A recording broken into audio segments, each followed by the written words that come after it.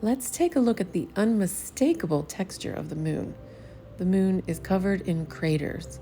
Anytime something crashed into the moon from outer space, it left a crater. There's no wind or weather to get rid of the texture, and our instruments we use to photograph the moon are getting better and better at showing us the texture. Before we could see it very closely, some people would joke that it was made out of cheese. I was looking through a magazine the other day and saw this ad for the moon swatch. I knew without any more information that it was laying on what was supposed to be the texture of the moon. Artists can be very inspired to make art that shows the texture of the moon and invest a lot of time and energy in making it. There's real texture, where an artist might build a surface that you could feel in real life with your hand. But then there is implied texture that is made with different value changes.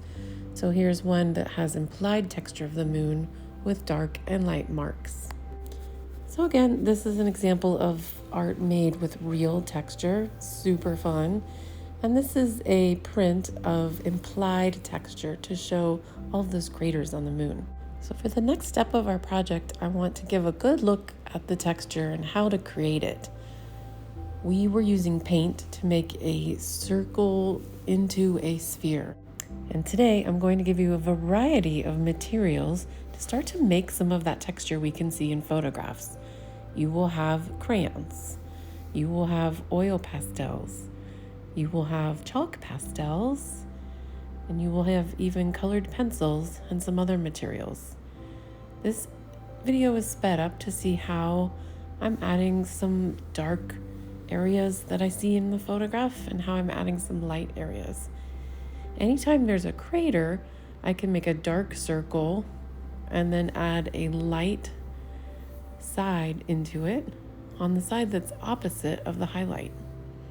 I even have a silver paint stick here that I can use to just apply a little bit of lightness and silveriness around the edge of my moon.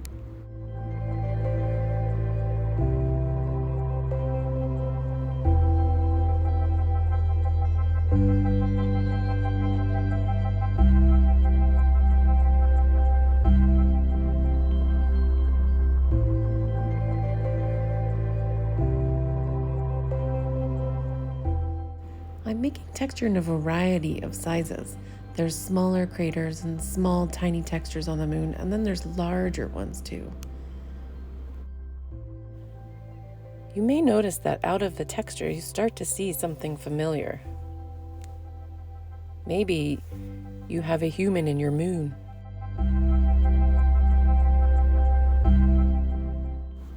And then the last step of this project is optional, but if you would like to create a mood for your moon, it's time to find a face.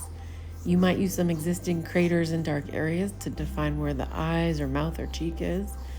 You can practice a lot of different eyes before you create the large eyes on your moon.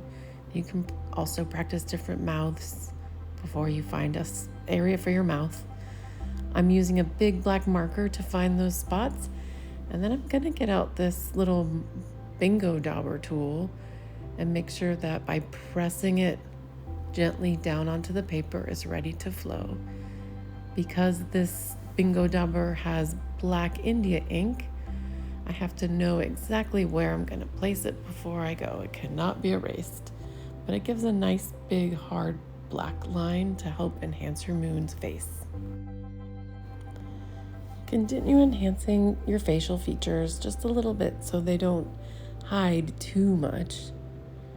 You can add lightness to the tops of things like eyelashes or shines in the eye. You can add lightness to the tops of cheeks.